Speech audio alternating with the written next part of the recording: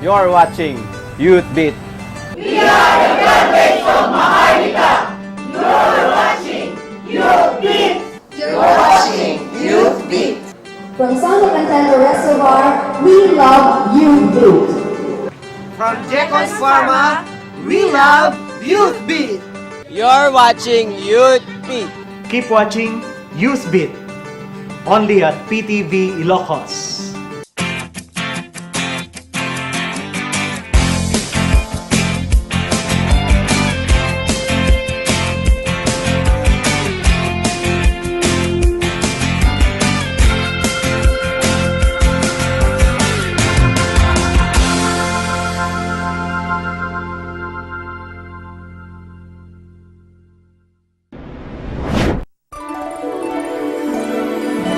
Kaabang-abang sa Gawad Mena Crisologo ay ang kasuotan ng mga dumalo dahil hindi lamang ang tipikal na Filipiniana at ang barong Tagalog, kundi sunod naman ang tema sa modernong panahon, ang modern Filipiniana at ang modern barong Tagalog na sumasalamin sa mga kabataan sa makabagong henerasyon.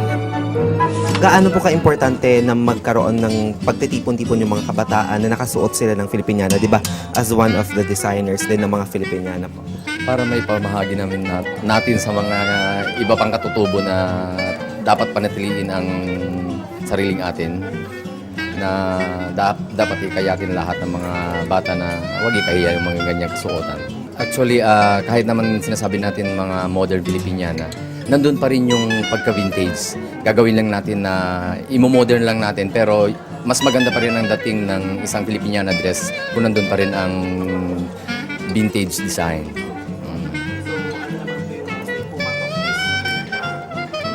Para sa akin, wala pa naman akong nakikitang mga puro magaganda yung mga gowns.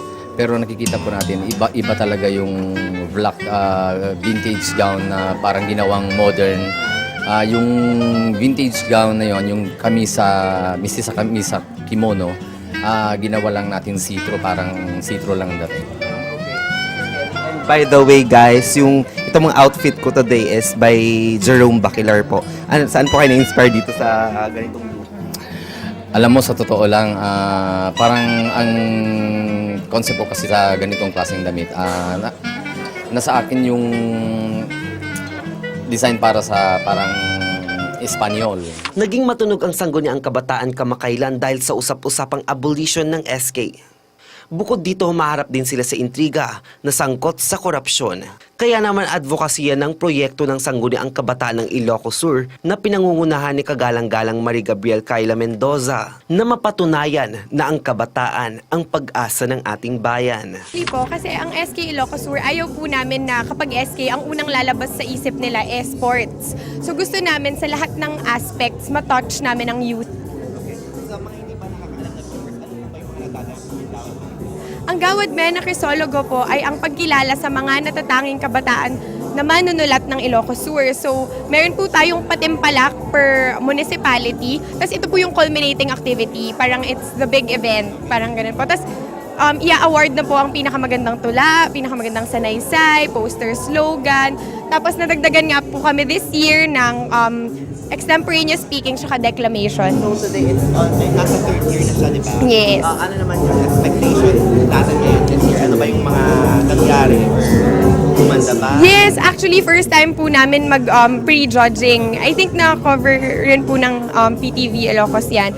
And yun, we're just so happy that every year meron kaming nadadagdag na bago. Ms. Gabs, about naman sa mga kaharap ng mga kabataan ngayon, ng mga dilemmas, problems na dumadating mga teenage pregnancy. Yes. Ano sabi natin?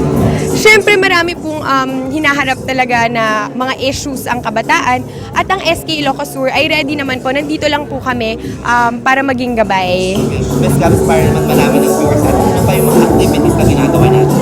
Yes, actually meron po tayong ito nga po, Gawad Mena Crisologo, meron po tayong Gawad Titong Singson at sa term rin po namin nagsimula ang SK Night. Ang kauna-unahan po ang Sanyata ti Agtutubo. And meron po kaming summer camp. Actually, ang favorite ko po na project talaga is yung summer camp because I get to call all of them, even their officers. So yung mga SK, ang pinapagawa ko sa mga officers nila is they rate their SK president and then sasabihin nila kung nagpapamiting ba. And then if not, I talk to them one by one para mas mapaganda pa. Miss Gals, mukhang pinaghahandaan talaga ng lahat yung outfit, ba? Yes! Actually, meron po kasi kaming theme every year. So this year, Modern Filipiniana. So meron po kasi tayong best dressed. So kaya po pinaghahandaan nila. Ano ba yung advocacy niya po ng Gawad Mena na papalawak pa nito yung kaisipan ng mga kabataan? Yes. Actually, ang gagawin nga po namin, ang gusto po talaga namin is maengganyo pa sila. Kasi 'di ba sinabi nga nila, ang pen and paper sobrang powerful, 'di ba? So yun, gusto namin na yung culture natin mabalik. Kasi ngayon, internet na 'di ba? So parang gusto natin na ganun, nagsusulat pa rin sila about how they feel. And what we're gonna do is we're gonna compile all their works and make it in one book. Ano ba yung pinaka-favorite ngayon ng Gawad? Actually, derived lang from from Department of Education. Yun nga, wika natin ang daang matuwid. Miss Gals, may mensahe pa kayo sa mga kabataan as well as their guidance, parents na rin.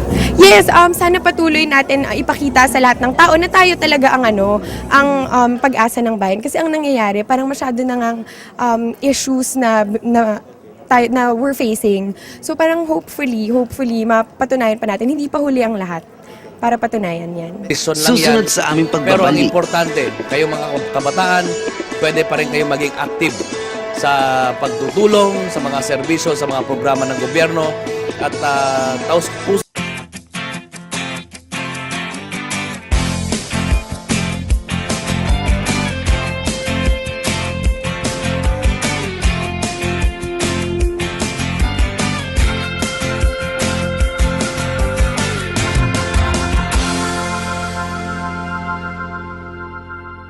Youth Beat would like to thank the following sponsors.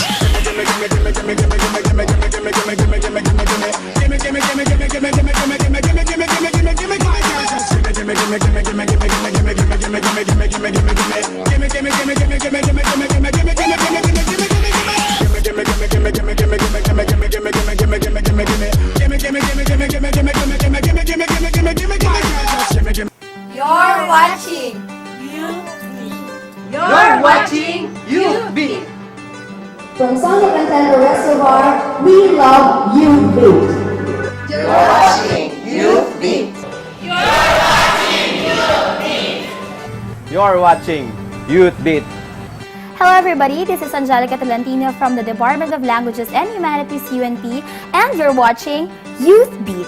We are the graduates of Maharlika. You're watching Youth Beat. You're watching Youth Beat.